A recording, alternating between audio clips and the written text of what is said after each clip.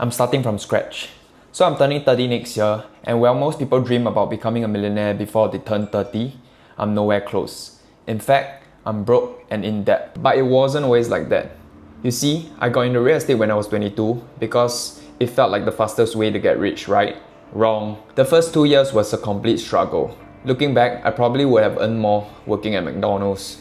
But I believed myself and didn't quit. Then on my third year, I had my breakthrough. I made $360,000 that year, and for a moment, it felt like I was finally on track, that I might actually become a millionaire before 30. But I wasn't ready for that kind of money. Can you imagine being 25 and making that much? The smart move would be to reinvest it all, which I did for a while. Then I started picking up on vices, smoking, drinking, gambling, you name it. I was on a hedonistic treadmill, constantly chasing the next high, and honestly, it felt like the best time of my life. But I neglected my work, my health, even my family. Then one night, after losing a bunch of money, I felt truly lost for the first time. Like, what was I even doing with my life?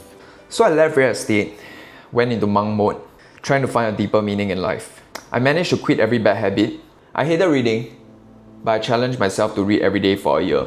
Because most people who seem to have their shit figured out somehow like writing books. I watched countless of podcasts, consuming knowledge like it was some kind of drug. I also started meditating daily, trying to have a true understanding of myself, my thoughts, my emotions. I was so desperate to find my purpose, so I opened up myself to anything that might give me an answer. Spiritual, psychology, philosophy, even religion. I'm not Christian, but I even read the entire Bible, hoping God would speak to me.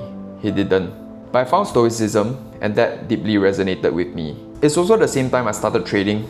I had this brilliant plan of scaling it into a multi-million-dollar business. Well, that didn't happen.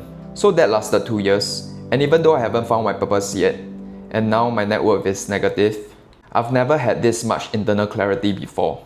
And although it sucks to fail, there's no other way to gain the same kind of experience, the kind of lessons that you only learn through failure.